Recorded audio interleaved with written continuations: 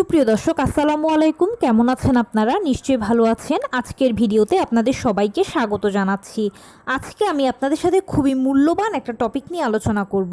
মাঝে মাঝে অনেকে আমাকে প্রশ্ন করেন যে আপু, নবম মাস, আমার 36, আমার 38, আমার 39 সপ্তাহ চলছে, কিন্তু সব কিছু নর্মাল ডেলিভারির অনুকূলে থাকা সত্ত্বেও আমার এখনও কেন পেইন আসছে না বা আমার পেইন নেই, ভীষণ টেনশন হচ্ছে, আমি এখন এই অবস্থায় কি করতে পারি?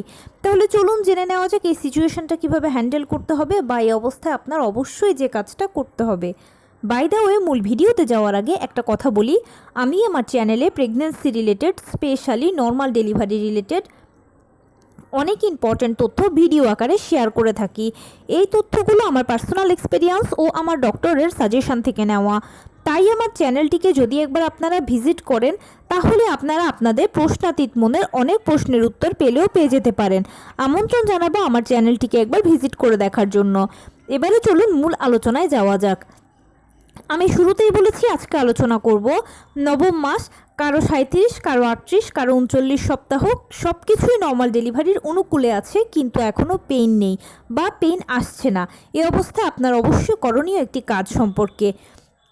দেখুন, আমরা সবাই জানি যে নর্মাল ডেলিভারিটা সিজারের তুলনায় খুব ভালো, কারণ সিজার হলো একটা ছোটোখাটো অপারেশনের আগে পরে বিভিন্ন ধরনের ঝুঁকি থাকে, বিভিন্ন ধরনের সাইড ইফেক্টস থাকে। এছাড়া সিজারিয়ান পেশেন্টকে সারা জীবনভর কিছু না কিছু রোগশোক বহন করতে হয়, বিভিন্ন ধরনের নিষেধাজ্ঞা মানতে হয়। নর্মাল ডেলিভারি বা নর্মাল ডেলিভারির পেশেন্ট এর সব কিছু থেকে সেফ ও সিকিওর। সারা জীবনভর নর্মাল ডেলিভারির পেশেন্ট ভালো থাকেন। সেই জন্য সব কিছু জেনে বুঝে আমরা নর্মাল ডেলিভারিকে পছন্দ করি।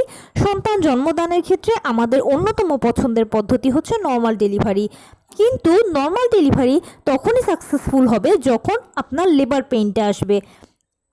এখন আপনি যখন নবম মাসে লাস্ট আল্ট্রাসোনোগ্রামটা করিয়েছেন, অথবা 36 সপ্তাহে যখন লাস্ট চেক আপটা করিয়েছেন, সেখানে দেখতে পেয়েছেন যে বাচ্চার পানি ঠিক আছে, পজিশন ঠিক আছে, ওজন ঠিক আছে, বাচ্চা সার্বিকভাবে সুস্থ আছে, আপনিও মোটামুটি শারীরিকভাবে সুস্থই আছেন, সব কিছুই নর্মাল ডেলিভারির অনুকূলে আছে, ডাক্তারও হয়তো বলেছে যে আপনার ডেলিভারিটা নর্মালে হবে, রিপোর্টস সব কিছু ওকে আছে। এখন আপনার ভীষণ টেনশন হচ্ছে যে আপনার পেইন কেন আসছে না। প্রথমে একটা কথা বলি, লেবার পেইনটা সম্পূর্ণ একটা প্রাকৃতিক ব্যাপার। এখানে জোর করে ডাক্তার দিয়ে টানা হেঁচড়া করে কোনো মতেই কিন্তু এই লেবার পেইনটা আনা যাবে না। এটা সম্পূর্ণ প্রাকৃতিকভাবে আসবে। প্রকৃতির উপরে আপনাকে এটার জন্য ডিপেন্ড করতে হবে। অনেকের মনে প্রশ্ন আসতে পারে যে লেবার পেইন ইনডিউস করা। দেখুন, লেবার পেইন ইনডিউস করা মানে হচ্ছে কৃত্রিমভাবে আপনার লেবার পেইনটা ওঠানো। ন্যাচারালি কোনো কিছু হওয়া আর কৃত্রিমভাবে হওয়া দুটোর মাঝে কিন্তু অনেক পার্থক্য আছে। এছাড়া কৃত্রিমভাবে লেবার পেইন ওঠালেই যে সবসময় নর্মাল ডেলিভারি হয়ে যায় সেটা কিন্তু নয়। কৃত্রিমভাবে লেবার পেইন ওঠানোর ক্ষেত্রেও কিন্তু অনেকগুলো ফর্মালিটিস আছে, অনেক রুলস আছে। সব কিছু মেনটেন করে আসাটা অনেক সময় কঠিন হয়ে যায়, বা সব কিছু মেনটেন করে আসার পরেও যদি আপনার লেবার পেইন ইনডিউস করা হয় বা কৃত্রিমভাবে যদি লেবার পেইনটা আপনার উপরে প্রয়োগ করা হয়, তাহলে দেখা যায় যে অনেক ক্ষেত্রেই নর্মাল ডেলিভারি হয় না, সিজারের প্রয়োজন হতে পারে। তাই কৃত্রিমভাবে লেবার পেইন ওঠানো বা লেবার পেইন ইনডিউস এই জিনিসটা যদি মাথা থেকে ঝেড়ে ফেলা যায় তাহলে ভালোই হয়। কেননা এখানে আসলে রেজাল্টটা 50-50 আসে। কখনো কেউ সাকসেসফুল হয়, আবার কখনো দেখা যায় কারো সিজারের প্রয়োজন হয়। কিন্তু প্রাকৃতিকভাবে লেবার পেইন আনার জন্য আপনাকে যেটা করতে হবে সেটা হচ্ছে, প্রথমে আপনাকে ধৈর্য ধারণ করতে হবে।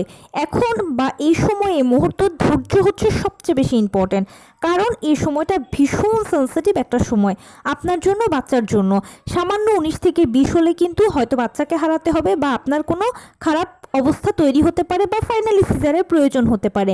তাই আপনাকে একেবারে শান্তভাবে ধৈর্য ধারণ করতে হবে এবং টেনশন ফ্রি থাকতে হবে।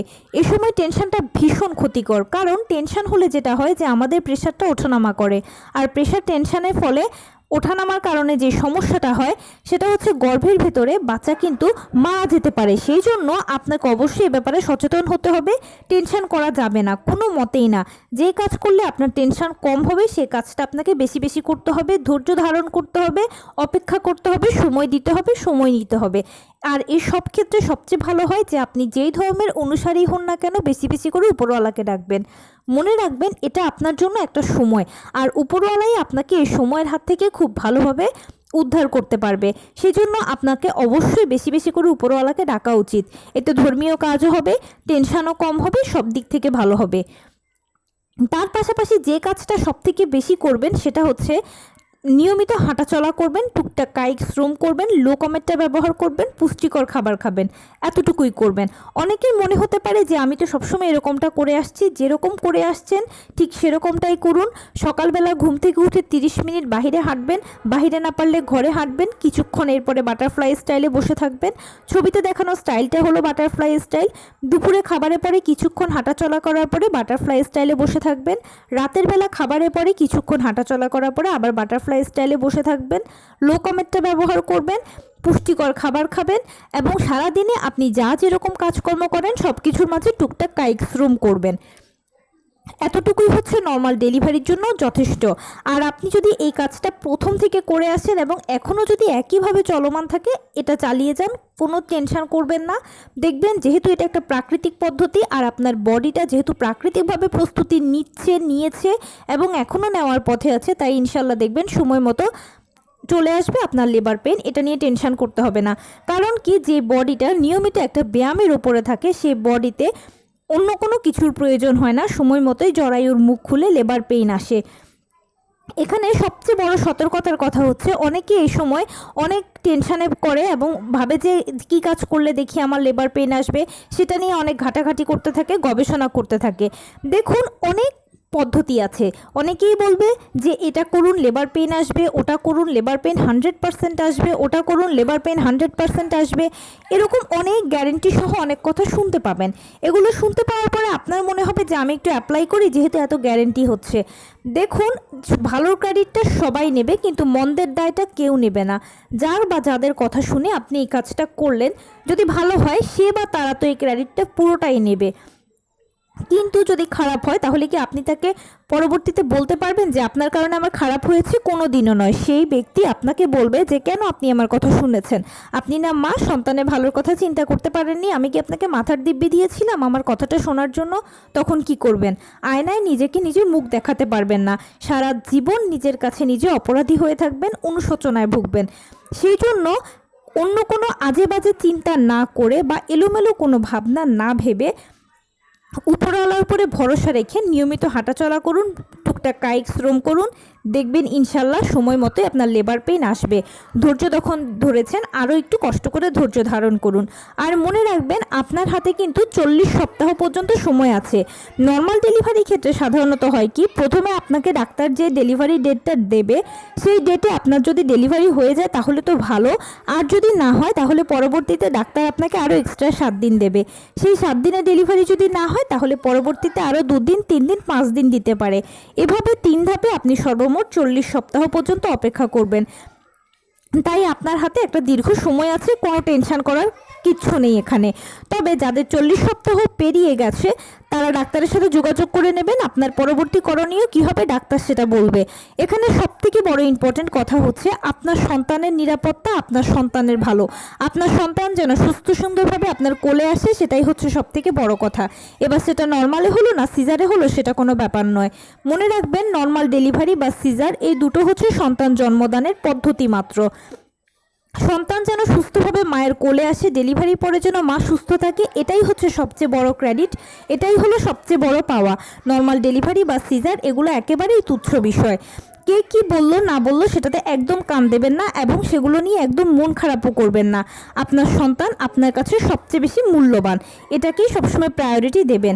আরেকটা কথা যেটা না বললেই নয়, অনেকে আমাকে মাঝে মাঝে প্রশ্ন করেন যে আপু, নর্মাল ডেলিভারির জন্য আমরা নবম মাসে এক্সট্রা কী কী ব্যায়াম করতে পারি?